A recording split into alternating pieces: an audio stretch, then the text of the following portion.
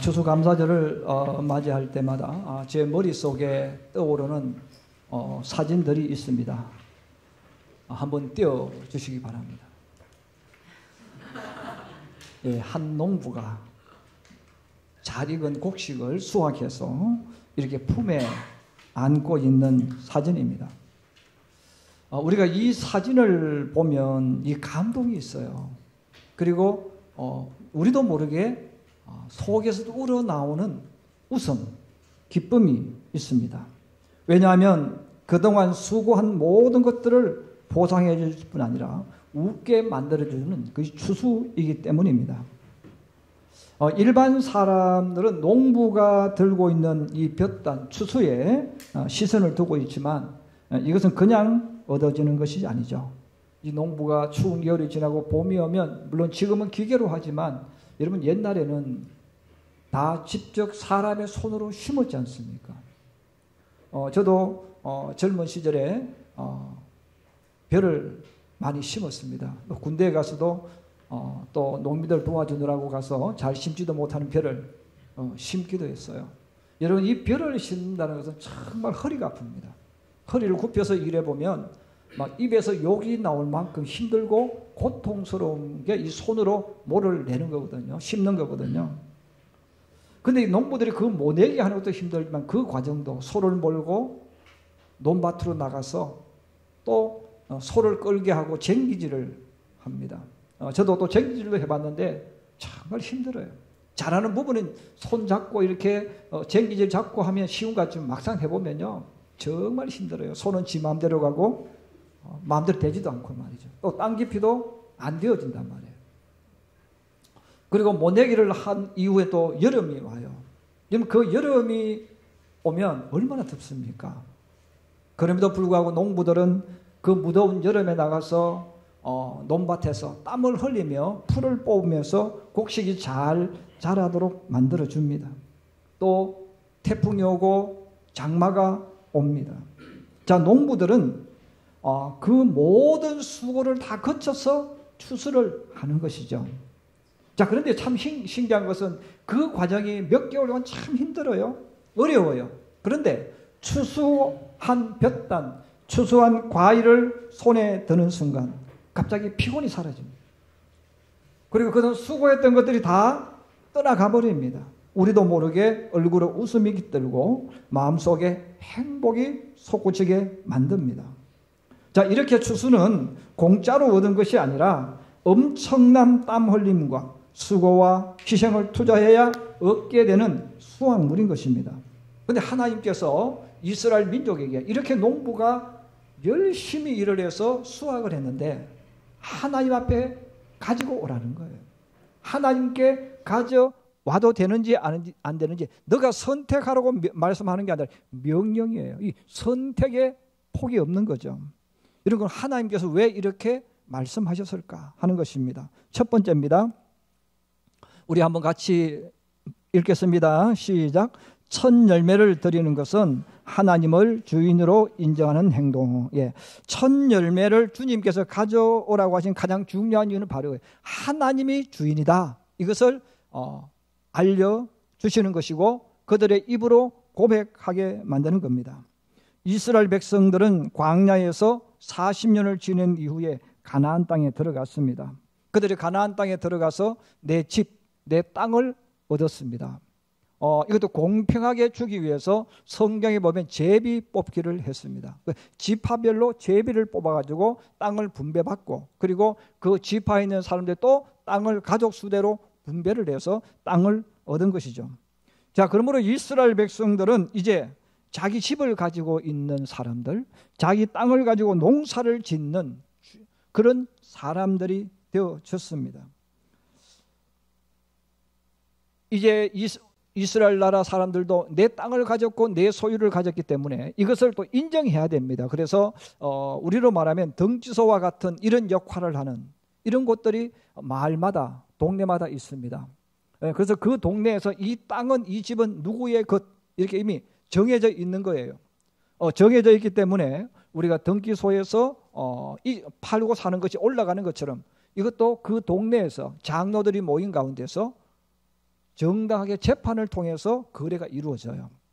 자, 이스라엘 백성은 이렇게 이제 내 집, 내 땅, 우리 집, 우리 땅을 가지고 있습니다.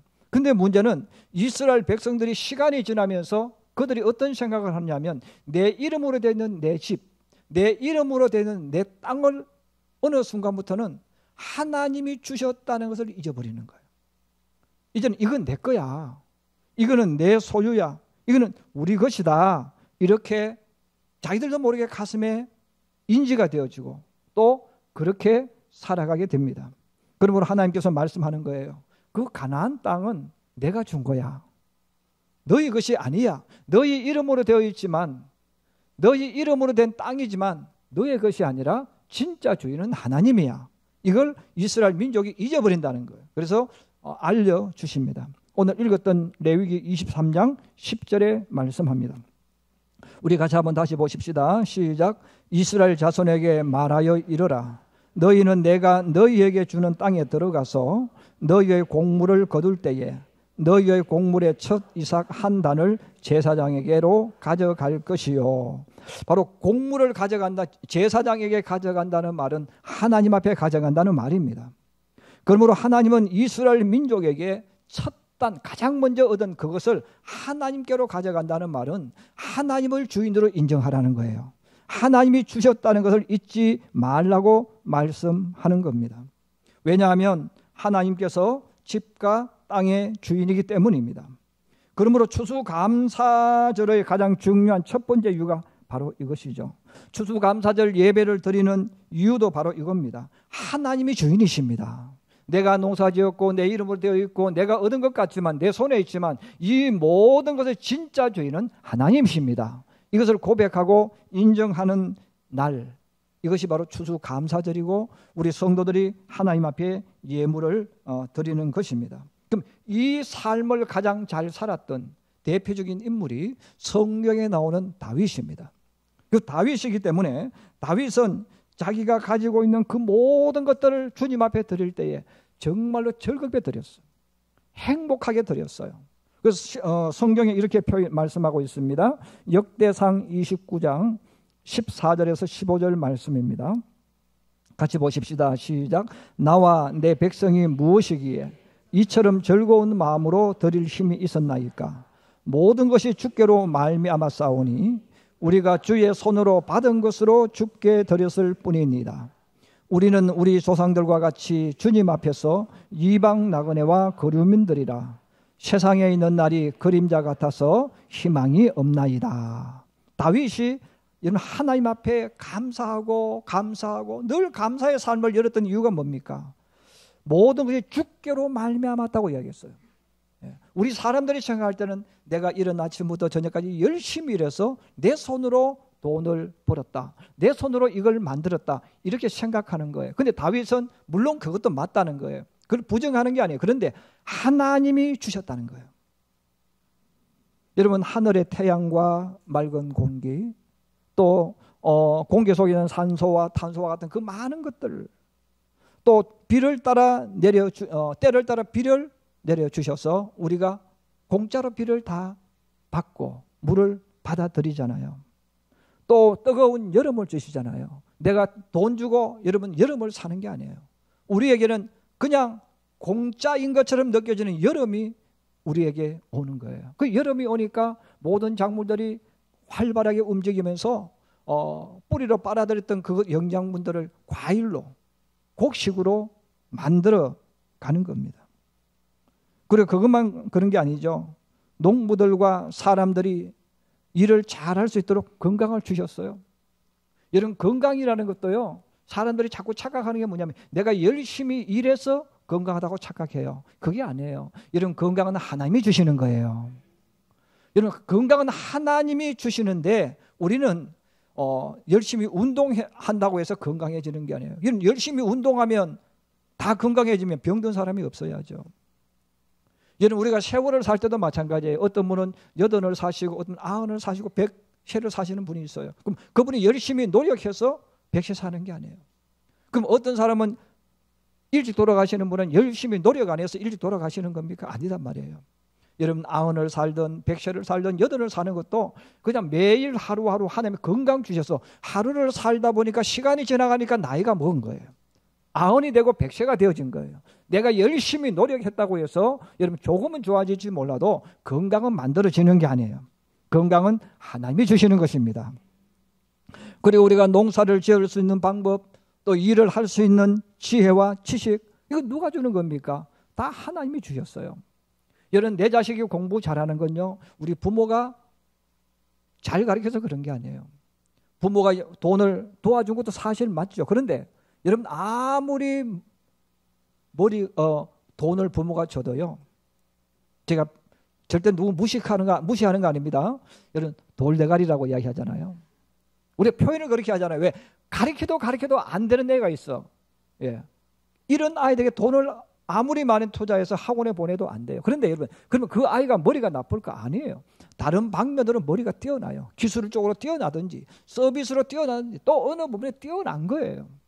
다만 학교의 공부라는 틀에 조금 약한 것뿐이지 다른 부분에 뛰어나잖아요. 또 학교 공부 잘하는 애가요, 눈치코치가 또 없잖아요. 여러분 또 그런 부분은 둔한 거예요. 근데 그것을 여러분 내가 노력해서 만든 게 아니란 말이에요. 하나님이 주신 거예요. 그래서 다윗은 자신이 살아온 모든 삶 매 순간을 되돌아보면요, 내가 전쟁을 잘해서 골리앗을 이긴 게 아니에요. 내가 전쟁을 잘해서 적군을 이긴 게 아니에요. 내가 작전을 짜고 여러분 하는데 그럼 나만 작전을 짭니까? 상대방도 작전 짤 거 아니겠어요? 나만 노력합니까? 상대방도 노력하는 거 아니겠어요? 여러분 나만 밤새면서 일합니까? 다른 사람도 밤새면서 일을 해요.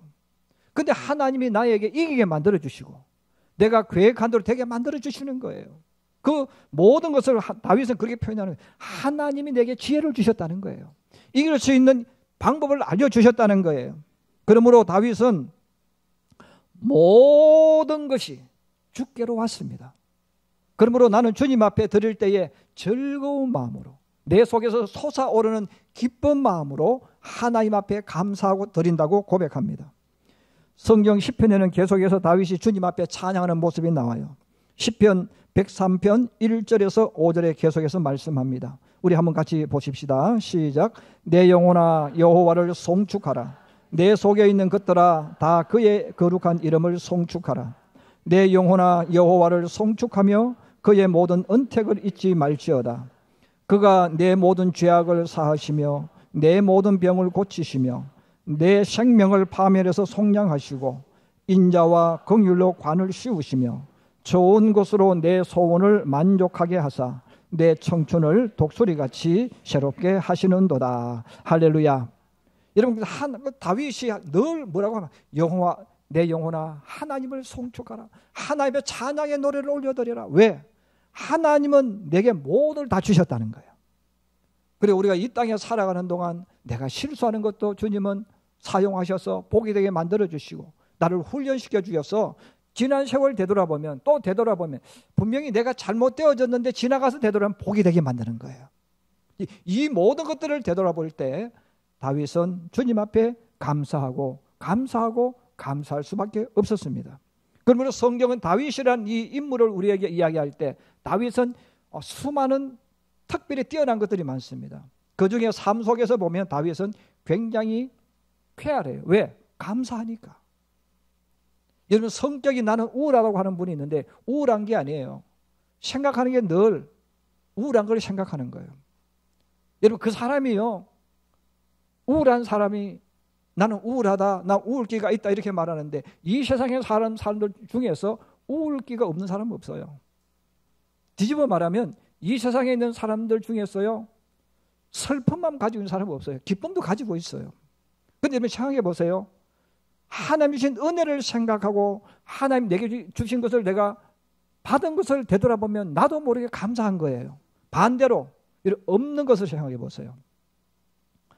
나와 다른 사람을 비교해서 내가 부족한 것을 생각해 보세요. 그러면 화가 나고 짜증이 나고 또 우울하고. 왜 그렇습니까? 내가 기분 안 좋은 걸 생각하잖아요.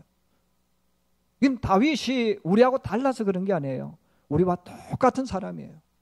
그런데 그는 하나님이 주신 것을 생각하고 받은 것을 생각하니까 자기도 모르게 속에서 기쁨이 솟구치는 거예요. 여러분 힘들 때, 어려울 때, 때로는 내가 가진 것 없다고 느낄 때, 때로는 내가 실패했다고 느낄 때 하나님이 내게 주신 걸 되돌아보기를 바랍니다. 하나님이 내게 주신 것을 되돌아보면요, 나는 너무너무 감사해. 또 내 속에서 기쁨이 오는 거예요. 이런 기쁨이 나오니까 그 사람은 일어나는 거예요. 여러분, 우리가 우울한 게 왜 문제가 됩니까? 손 놓아버린다. 포기해버린단 말이에요. 왜 포기합니까? 나는 하나도 없거든. 실제로 많은 것을 가지고 있어요. 다윗은 감사함으로 그 시선과 모든 초점을 하나님께 돌려 올리는 거예요. 반대로 말하면 여러분, 감사하지 않는 성도는 없는 것에 시선을, 초점을 돌리는 거예요. 없는 것 쳐다보면 늘 재미없죠. 힘들죠. 짜증나죠. 따라서 성도들이 하나님께 추수감사 예물을 드리지 않는 것은 하나님을 창조주로, 이 땅의 주인으로 인정하지 않는 행동입니다. 하나님을 창조주로 인정하지 않는 것, 이 땅의 주인으로 인정하지 않는 행동을 성경은 이렇게 표현합니다. 하나님을 믿지 않는다. 하나님 말씀에 불순종한다. 하나님을 거역한다. 하나님을 버린다. 이런 뜻을 씁니다. 여러분, 하나님을 인정하지 않으니까 추수감사를 못하는 거예요. 뒤집어 말하면 예수 믿는 사람들이 있는 곳은 반드시 1년에 한 번 추수감사를 드립니다. 여러분, 교회가 존재하는 곳은 반드시 1년에 한 번 하나님 앞에 추수감사 예배를 드립니다. 왜 감사 예배 드립니까? 하나님이 주셨다고 인정하거든요. 하나님이 주셨다고 돌려드리는 거예요. 여러분, 이게 바로 추수감사절입니다. 추수감사절을 통해서 올 1년 동안 하나님께서 내게 주신 것, 여러분, 내가 받은 것을 되돌아보면서 주님 앞에 감사하고 또 감사하는 저와 여러분 되기를 주의 이름으로 축복합니다. 두 번째입니다. 우리 한번 같이 보십시다. 시작. 추수한다는 말은 마지막을 결산한다는 뜻이다. 같이 봅니다. 시작. 추수한다는 말은 마지막을 결산한다는 뜻이다. 여러분, 추수에는 두 가지 입장에서 전혀 다른 의미가 있습니다. 농부 입장에서는 벼와 과일들을 내 집과 내 창고로 모은다라는 뜻이 있습니다. 반대로 벼나 과일의 입장입니다. 벼나 과일의 입장에서는 1년 동안 수고하고 노력한 것을 주인에게 돌려드린다, 그런 의미예요. 이 벼나 과일이 1년 동안 수고하고 애쓴 것, 노력하고 노력하지 않는 것을 무엇으로 나타내느냐 하면 열매라는 것을 통해서 보여주는 거예요. 만약에 벼나 과일이 비가 온다고 일하지 않았어요. 덥다고 벼가 잠을 자고 과일나무가 잠을 잤어요. 이런 그렇다면 그 나무나 벼는 좋은 과일을 맺지 못한다는 거예요. 벼나 과일이 좋은 열매를 맺었다. 농부가 원하는, 주인이 원하는 그 열매를 맺었다는 말은 이들이 비가 와도 계속 일을 했다는 거예요. 날씨가 너무너무 더워서 피곤하고 짜증나고 힘들지만, 그만두고 싶지만 그걸 이겨내고, 무더위를 이겨내고 계속 일했다는 거예요. 열심히 일한 그들에게 나타나는 것이 뭡니까? 좋은 열매, 아름다운 열매로 나타났다는 거예요. 반대로 그가 하지 않았다면, 겨름을 피웠다면 절대로 좋은 과일은 만들어지지 않습니다. 바로 우리 신앙인도 똑같다는 거예요. 여러분, 세상을 살아가는 사람들에게도 하나님께서 너가 살아온 삶에 대해서 하나님이 추수하신다, 이렇게 말씀하셨어요. 그러므로 여러분, 이 신앙적으로 말해서 추수라는 말은 우리 신앙인들에게 있어서 세상을 사는 사람 모두 똑같습니다. 너가 살아온 인생의 열매를 하나님 앞에 돌려드리는 거예요. 그 돌려드려서 쭉정이인지 알곡인지를 판정을 받고, 쭉정이는 영원한 지옥불에 던져지고 알곡은 영원한 나라의 천국에 들어간다는 거예요. 환난과 핍박이 극심한 로마 시대에 사도 요한이 예수를 믿는 것 때문에, 예수님이 메시아라고 전하는 것 때문에 죄인으로 낙인을 찍혀서 반모섬에 귀향을 갔습니다. 그런데 이 반모섬에 갇혀버린 이 사도 요한은 너무너무 마음이 아파요. 교회를 생각하고 성도들을 생각하면 너무너무 속이 상하고 마음이 아픕니다. 왜냐하면 죄 없이 예수 믿는 것 때문에 재산을 빼앗겼어요. 감옥에 갇혀 있어요. 많은 신앙인들이 핍박을 받고 환난을 받아서 재산을 빼앗겼습니다. 매질을 당했습니다. 누군가 그들을 위로해 줘야 되는데, 지도자가 해줘야 되는데 사도들은 다 세상을 떠났습니다. 이제 사도 요한 혼자만 남아있는 거예요. 근데 혼자만 남아있는데 자기도 지금 감옥에 갇혔잖아요. 지금 자기도 아무런 일을 할 수가 없어요. 그래서 지도자가 없이 고통당하고 힘들어한 교회와 성도들을 생각할 때마다 잠을 자지를 못합니다. 그럴 때 하나님께서 앞으로 될 일을 사도 요한에게 보여주셨습니다. 그래서 하나님이 보여주셨다 하는 이 말이 계시라는 뜻입니다. 그래서 여러분, 요한계시록은 바로 사도 요한이 이런 마음에 있을 때 하나님이 앞으로 될 일을 열어서 보여주신 거예요. 자, 그 열어 보여주셨는데 하나님께서 사도 요한에게 알려주신 것이 무엇인가? 오늘 우리가 읽었던 이 본문의 말씀입니다. 계시록 14장 18절에서 20절입니다. 우리 같이 한번 보십시다. 시작. 또 불을 다스리는 다른 천사가 제단으로부터 나와 예리한 낫 가진 자를 향하여 큰 음성으로 불러 이르되 내 예리한 낫을 휘둘러 땅에 포도송이를 거두라. 그 포도송이가 익었느니라 하더라. 천사가 낫을 땅에 휘둘러 땅에 포도를 거두어 하나님의 진노의 큰 포도주 털에 던지매 성 밖에서 그 털이 밟히니 털에서 피가 나서 말 굴레까지 닿았고 1600스타디온에 퍼졌더라. 아멘. 자, 여기 보면 하나님이 심판하시는 날이 오는데 그 심판하셔서 이 포도 털이 밟힌다는, 심판한다는 거거든요. 포도를 밟으면 피가 터지잖아요. 바로 그 피가 터지는데 1600스타디온이라고 이야기합니다. 지금으로 말하면 뭐 한 300km가 넘는다 그 뜻입니다. 이 말은 끝이 안 보인다. 하나님의 심판하시면 그 끝이 보이지 않은 엄청난 사람들이 심판을 받게 되어진다는 거예요. 땅에서는 왕이나 왕족, 귀족들, 또 권력을 지닌 사람들, 부자들, 출세하고 성공한 사람들이 주인공이 되어서 잘 먹고 잘 입고 땅의 주인으로 떵떵거리며 살고 있습니다. 반대로 누구보다도 신실하고 정직하게 선을 행하며 살아갔던 예수 믿는 사람들은 인생의 실패자들처럼, 패배자처럼 공격을 받으면서 조롱을 받으며 사는 경우가 많았습니다. 사도 요한 시대에도 그랬고 오늘날도 그렇습니다. 그러므로 세상을 사는 동안 저들이 주인공처럼 느껴져요. 악을 행하는 사람, 적당히 뒷거래하는 사람들이 더 잘 먹고 잘 사는 시대고, 이런 바르게 사는 사람, 신실하게 사는 사람들이 오히려 실패자처럼 느껴지는 시대가 지금도 그대로 일어나고 있는 거예요. 근데 하나님은 사도 요한에게 바로 보여주시는 거예요. 조금만 참아라. 심판날이 온다는 거예요. 바로 하나님께서 추수하는 날이 올 거야. 이 추수하는 날은 세상의 마지막 날을 상징합니다. 또 하나는 한 사람의 인생의 마지막 날을 상징합니다. 또 하나는 악한 자들이 심판받는 날을 상징합니다.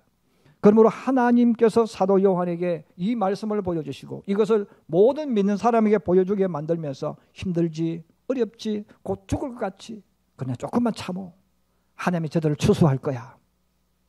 여러분, 땅의 주인처럼 살아가고 있는 사람, 떵떵거리며 살고 있는 사람, 여러분 그들에게도 주님께서 알려주시는 거예요. 너 지금 큰 소리 치고 있지? 너 잘 먹고 잘 살고 있지? 그러나 너에게 추수할 때가 올 거야. 너가 심판대 앞에 서게 되는 그날이 올 거야. 여러분, 세상 사는 사람들 중에서요, 나는 죄인이다 라고 고백하는 사람 하나도 없습니다. 여러분, 제 친구들 중에 예수 믿지 않는 사람 굉장히 많습니다. 그들 들어보면 항상 그런 이야기예요. 나 올바르게 살고 떳떳하게 살았대요. 그들보다 훨씬 진실하게 사는 예수 믿는 사람은 뭐라고 말합니까? 나는 죄인입니다. 이렇게 말해요. 여러분, 하나님 말씀 앞에서 더 올바르게 살았던 예수 믿는 사람들은 나는 죄인이야. 이렇게 말하고, 엄청난 죄를 짓는 그들은 뭐라고 말합니까? 나 법 없이도 살았어. 나 착하게 살았어. 그렇게 말한단 말이에요. 그럼 예수님께서 말씀을 해 주십니다.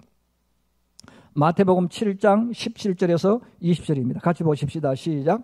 이와 같이 좋은 나무마다 아름다운 열매를 맺고 못된 나무가 나쁜 열매를 맺나니 좋은 나무가 나쁜 열매를 맺을 수 없고 못된 나무가 아름다운 열매를 맺을 수 없나니 아름다운 열매를 맺지 아니하는 나무마다 찍혀 불에 던져지느니라. 이러므로 그들의 열매로 그들을 알리라. 바로 예수님이 제자들에게 중요한 이야기 하신 거예요. 그럼 하나님이 심판하시는데 하나님은 기분대로 감정대로 심판하지 않아요. 여러분 하나님을 상징할 때 공의의 하나님이라고 이야기합니다. 행한 그대로 심판하시는 하나님이에요. 여러분 하나님은 자기 자식이라고 더 봐주지 않아요. 하나님은 예수 믿는 사람이라고 봐주지 않아요. 그가 행한 그대로 심판합니다. 그럼 그가 살아온 그 모습. 그러면 여러분 사과나무는 끝에 가면 반드시 사과가 열려요.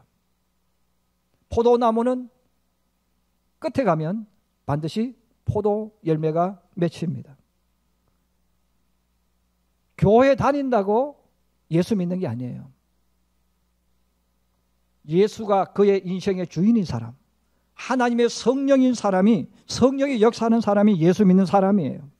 그러면 여러분 교회 다닌다고 해서 그 사람이 좋은 열매를 맺는 게 아니에요. 하나님의 성령이 역사하면 그 사람의 삶 속에, 언어 속에, 행동 속에 열매가 나타나는데 그 열매가 뭡니까? 주님의 향기입니다. 그래서 예수 믿는 사람에게는 주님의 향기가 나타나고 이것을 갈라디아에서는 성령의 열매라고 이야기해요. 사랑과 희락과 화평과 이 성령의 희락이에요. 열매예요. 그러므로 예수 그 사람이 교회에 다니느냐가 중요한 게 아니고 하나님의 성령이 역사하느냐, 예수가 그의 인생의 주인이에 따라서 그 사람이 열매를 맺는데 그럼 그 어떤 열매가 나타난다는 겁니까? 예수 믿는 사람은 예수 믿는 사람의 모습이 나와. 여러분들이 만약 교회에 다녀도 여러분 모습 속에 예수의 향기가 없고 예수 믿는 사람의 모습이 없다면 그 사람은 그 속에 예수가 없는 거예요. 그 사람은 아무리 교회를 오래 다녔다 할지라도, 교회를 봉사한다 할지라도 예수님의 향기가 나타나고 사람들이 나를 보면서 당신을 보면 교회 다니는 사람처럼 보인다, 당신을 보면 예수 믿는 사람처럼 보인다, 이 말을 듣는 사람은 그 사람은 예수의 영이 역사하는 거예요. 왜? 내 행동을 통해 열매가 나타나는 거예요. 그러나 교회를 아무리 다녀도 나는 너를 보니까 예수 믿고 싶지 않아, 이런 그렇게 말을 듣는다면 그 사람은 예수의 영이 없고 성령이 그 속에 역사하지 않는 거예요. 그 사람은 아무리 나는 예수 믿는다고 이야기하고 하나님을 사랑한다고 이야기해도 하나님의 영이 역사하지 않아요. 그 사람은 하나님이 원하는 열매를 맺을 수가 없다는 거예요. 그러므로 성경은 우리들에게 참 중요한 이야기를 합니다. 사람들은 누구나 자기가 하고 싶은 것, 원하는 것 행하며 살아갑니다. 성경도 너 하고 싶은 대로 하며 살아라 그래요. 여러분 하나님은 사람들에게 자유를 주셨어요. 선택할 특권을 주셨어요. 그래서 모든 사람들은 이 땅에 사는 동안 종이 아닙니다. 종이 아니 선택할 수 있어. 너 하고 싶은 대로 할 수 있어. 내 하고 싶은 대로 하며 살 수가 있습니다. 권력을 가지고 있는 사람은 그 권력을 가지고 자기 마음대로 하고 싶은 대로 하며 살아야 돼요. 돈 많은 사람은 자기 돈으로 생각하고 탕자처럼 돈을 휘두르며 살아도 됩니다. 많이 배운 사람은 자신의 지식을 자랑하고 뽐내며 살아가면 됩니다. 잘났다고 생각하는 사람은 자기 잘난 맛에 세상을 살아가면 됩니다. 또 어떤 사람은 자기 생각이 옳으며 자기가 아는 것이 맞는 것인 줄 알고 사는 사람이 있어요. 그 사람은 그렇게 살면 돼요. 그런데 주님께서 말씀하셨어요. 너 마음대로 살아. 그러나 그 열매대로 심판받을 거야. 그래서 그 열매대로 심판을 받는데 우리 교회 다니는 분들도 그렇고요. 예수 믿지 않는 분들도 어떤 생각을 하냐면 세상 법을 가지고 자꾸 생각하는 거예요. 여러분 천국 이야기를 하고 하나님 나라를 이야기할 때 세상의 법을 가지고 지키느냐 지키지 않느냐를 착각하는 거예요. 여러분 한국 사람은 한국의 법의 지배를 받듯이 이탈리아 사람은 로마 법의 지배를 받듯이 하나님 나라는 하나님의 법의 지배를 받는 거예요. 세상 법하고는 아무 상관이 없는 거예요. 그럼 보세요. 하나님께서 우리들에게 살인하지 말라고 말씀하셨어요. 요즘 세상 법에는 사람 죽이는 게 살인이에요. 그런데 성경에는 예수님이 우리 해석해 주셨잖아요. 제가 그 말씀을 드렸잖아요. 여러분 살인이 뭡니까? 그 사람을 무시하고 업신여기고 함부로 하는 것. 만만하게 보고 욕하는 것이 뭡니까? 살인이에요. 그러므로 나는 착하게 살았다고 말하는 그 사람 거짓말하는 사람이에요. 속이는 사람이에요. 왜? 여러분 내 친구에게 욕 안 했습니까? 무시 안 합니까? 없이 여기지 않습니까? 함부로 말하지 않습니까? 내 배우자에게 무례하게 행하지 않습니까? 무시하지 않습니까? 말 안 듣지 않습니까? 자기 고집대로 하지 않습니까? 그게 뭐예요? 하나님 말씀, 너 살인했어. 그렇게 이야기하는 거예요. 그럼 살인하지 않는 방법은 뭡니까? 사랑하라는 거예요. 자, 그러므로 하나님께서 우리들에게 너 정말 성령의 사람이냐? 너 하나님의 사람이냐? 그러면 사랑의 열매가 너의 속에 나타난다는 거예요. 반대로 말하면 너 아무리 교회 다니고 목사고 장로가 아무리 교회 직분 많고 어릴 때부터 예수 믿고 해도 너 열매가 뭐가 있냐? 그 열매 보고 주님께서 심판하셔서 하나님 나라로 드리고 지옥에 던져 넣는다고 오늘 말씀하고 있습니다. 오늘도 주님 앞에 나와서 예배되는 우리 성도 여러분, 우리가 이 땅에 사는 동안 말 들어도 상관없고 말 들으지 않아도 상관없고, 여러분 교회 나와도 상관없고 교회 나오지 않아도 상관없습니다. 정말 중요한 것은 우리에게 추수하는 날이 다가온다는 거예요. 우리가 하나님 앞에 가는 그 날이 온다는 거예요. 그래서 그 날에 하나님께서 심판을 하시는데 너가 맺은 그 열매 가지고 내가 심판할 거야. 이 말씀을 해 주셨습니다. 여러분 추수감사절을 통해서 다시 한번 올 1년 동안 하나님이 내게 주신 은혜를 생각하고, 또 하나는 나 자신도 개인적으로 주님 앞에 선다는 것 기억하셔서 여러분 내 모습 속에 내가 일부러 인위적으로 만드는 열매가 아니라 내 행동을 통해서 내 삶을 통해서 여러분 하나님이 원하시는 성령의 열매를 맺으면서 이 땅을 걸어가고 살아가는 하나님의 사람들이 되기를 주의 이름으로 부탁합니다.